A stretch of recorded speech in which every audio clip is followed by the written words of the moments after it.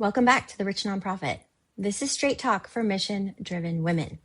So, you have an idea, and maybe you've had it for years, and you might be wondering if it's something you should build or if it's just a nice thought, but you're going to push it to the back of your head and then, get back to your to-do list.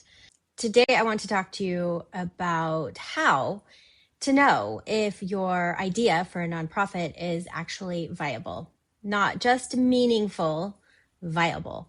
As in, can this idea really be put out into the world and work? Because let's face it, passion isn't enough and caring deeply isn't enough, nor is wanting to help.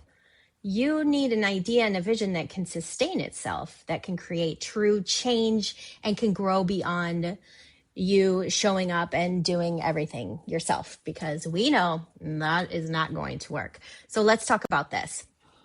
The first question to ask yourself, is there a real problem? Not a problem that you think might exist, a problem that actually exists for people right now. This sounds obvious, but I watch women skip this step all the time in business and in the nonprofit world. They have an idea that they love. They can picture it. Maybe they're picturing the programs, they have a name for it, but they haven't actually verified that the problem they want to solve is a problem people are, one, experiencing, or two, want help with.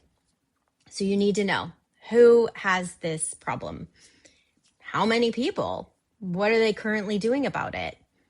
And what's not working if there are solutions already out there and they already exist? What's not working with those programs? If you can't answer those questions, you're not ready, and that's okay. It means you're ready to do some research. And research doesn't mean just, Googling and then calling it good. It means getting out there, talking to actual humans who are living the problem that you want to solve. Ask them what they're struggling with. Ask them what they've tried. Ask them what they would help. When I was working at a nonprofit, we did human-centered design in designing our programs. And the reason we did this is because we went to the people who we were serving and we asked them what they needed, not what we thought they needed, not what our board thought they needed, but what they actually needed. And then we designed programs to help them. And if you build a nonprofit based on what you think people need instead of what they actually need, you're going to create programs that people aren't going to use. And I've seen that happen also. And you can have a beautiful mission statement. You can, have it framed on the wall for when people walk in. But if you are not helping the people you are called to serve in a way that they want the help and are going to show up, then what does it even matter, right? So don't skip that research. You want to verify that the problem is real. Second question, are there other organizations already solving this? And this isn't a bad thing if there are. If other organizations are working on this problem, it means that the problem is real, right? It means that there is a problem. And it probably means that there's funding available and that people care about this issue. But what you need to know is where you can fit into this. Maybe there are 10 organizations already doing this work, but none of them are serving your specific community. And that's a gap you can fill. Or maybe these other organizations doing the work, but their approach isn't working. So then you can come up with a different model that could work better by talking to people. And maybe there are organizations in other cities, but not in your area. So you can fill that geographic gap. Or if they're serving adults, but not youth, then there's the demographic gap. So you're not actually looking for a problem that nobody is already working on. You are looking for a gap in how the problem is being addressed, a new way of looking at it that you can take on. And if you look at the landscape and you realize that there are already way too many organizations doing exactly what you do and how you want to do it in the community that you want to serve, well, then that's important information to know before you get started. So maybe you don't need to start a new nonprofit. Maybe you can join forces with what exists, and maybe you help fund one of those organizations instead of duplicating their work, which is what a foundation does. You would give grants to people and to other nonprofits so that they can continue their work. So starting a nonprofit, just going to say, it isn't always the answer. Sometimes it's strengthening what already exists, but knowing what's out there, what's working, what isn't working, and how you can fill the gaps will help you see, okay, is this a viable idea? And can I make it a nonprofit and have my own programs? Or can I start a foundation and I raise money and then I give grants and donate? But if you see a real gap, if you see that something's not being done or not being done well, then that is viability. Okay, the third question to ask is, do you have a specific solution? Not just, I want to help moms.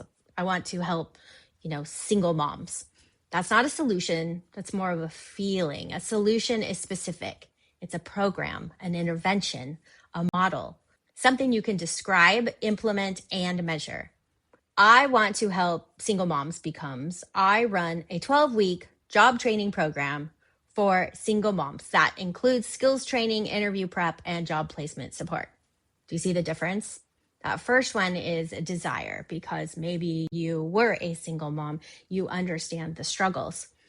But the second one, that is a nonprofit because you're showing up with a program that will truly serve your community.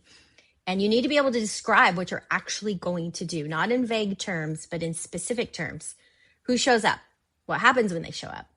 What do they walk away with? And then there's the metrics. How do you know it worked?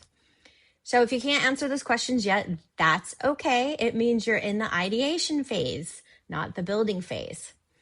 And viability requires specificity. You need a model you can explain, test, and improve. But that comes later. Okay, I hope I'm not overwhelming you. I just, I want you to think about, you don't have to have all these answers today, but when you are thinking about a nonprofit, this is actually what I help you with in figuring out these 4 Ps, if you will, because it's important that you grow it correctly from the beginning. So this fourth question to ask yourself is, can it sustain itself? And this is where a lot of nonprofit ideas can fall apart because you have a great idea. Maybe you're willing to fund it yourself for the first year because you've had a successful business. But then what? Where does the money come from in year 2 or year 5, year 10? And if your answer is, I will figure it out, well, that is not an answer. That is a recipe for disaster. And you don't want to do that because when you don't have the money and you have a team, that is a lot of stress that you do not want to take on. You don't need it. You're already busy. Writing grants. There's another one. That can be viable, but you really need to think about it. And just hoping that things are going to work out isn't a strategy, right? Viable nonprofits have funding models. They know where their money comes from. They have multiple revenue streams because, as we're seeing today, things change. Federal grants stop, resources dry up, and then they are back. And so you need to be prepared for that. You don't want to be dependent on one grant or one donor. When I work with clients on viability, we talk about this early, not because money is the most important thing, but because money is what keeps your doors open. Money is what pays your staff and allows you to serve more people and to compensate yourself, which is super important. And if you can't sustain it, then you're not going to be able to scale it. And if you can't scale your nonprofit, then you're limited in how much change you can create. So before you fall in love with your idea, just ask yourself, how is this going to get funded long term? What's the model? Who's going to pay for this and why would they pay? And again, you don't need the answers right now, but you need to be thinking about all of this because a nonprofit that runs out of money doesn't help anyone. And we don't want that. Okay, now the fifth question, are you the right person to build this?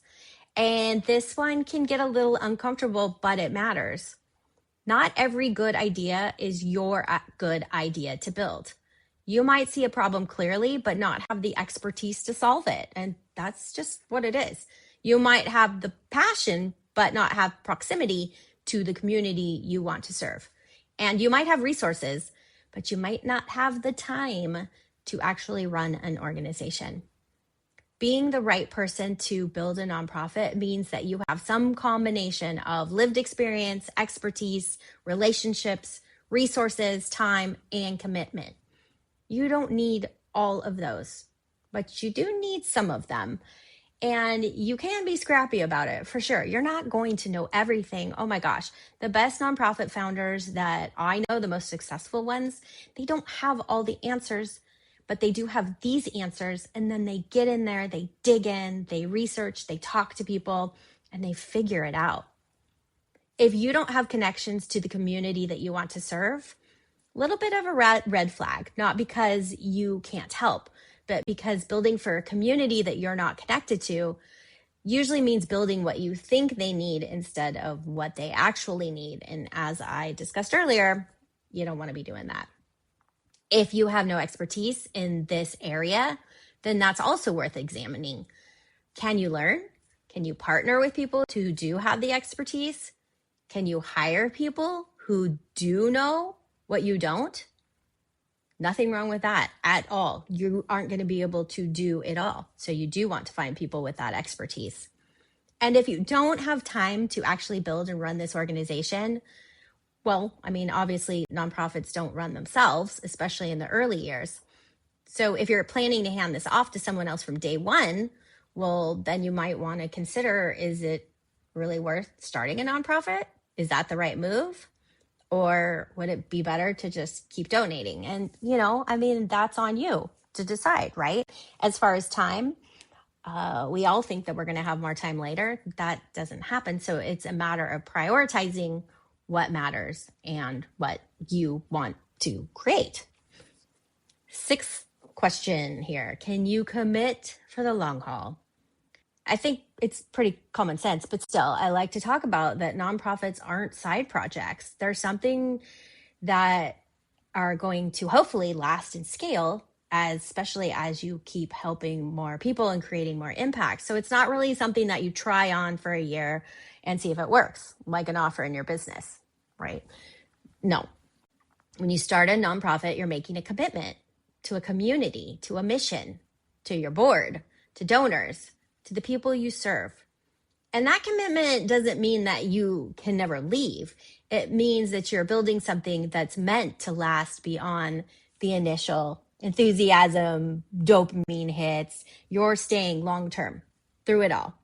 And so I ask my clients this, are you willing to work on this for 10 years, 20 years? Is this what you want? And if it's your vision, then it's an absolute hell yes. They know right away. And that's what legacy looks like. That's when the real change happens, not in a year, but later down the road. So if you're not sure that you want to or can commit to this long-term vision, then that's worth examining. You can start smaller, or you can test the idea before you formalize it into a nonprofit. You could volunteer with an existing organization first to see if it's what you really want to do. Viability isn't just whether the idea can work. It's whether you can sustain yourself doing this work for as long as it's going to take to create that change. So I gave you a lot of questions to think about. Just to recap real quickly, you want to know that the problem is verified, that it exists, and there is a gap in how it's being addressed, and that you have a specific solution that you can describe and implement. And then you want to come up with a funding model that you can sustain this nonprofit for the long term. And you want to be the founder with the right combination of experience, expertise, and commitment, because this is a long-term commitment to your mission. And if you have all of this, you have a viable idea. And now it's time to build it. If you're missing some of these, maybe you're not ready to build. Maybe you're ready to develop the idea further, to research, to talk to people, test some assumptions that you have and figure out the gaps. And that's really smart. And that is how you build something that lasts instead of something that's going to fold in a couple of years. You don't want to put all of your heart and soul into something that is going to fade away and not work. I want your nonprofit to be viable. I want it to be successful, and I want it to be able to scale. And that's why I have my Rich Nonprofit Group program, because in 4 months, we take your idea, we validate it, then we build it, build your offers, and you go out there and you change the world and create that impact and that legacy. So to find out more details, go to the show notes. You can always DM me on Instagram if you have questions. I would love to help you build your nonprofit. So either way, whatever you decide, asking these questions now is going to save you years of struggle. And this is what I want for you. I don't want you to struggle when you have this big vision and you know that you are called to serve people. You've got this. And I will see you next time on The Rich Nonprofit.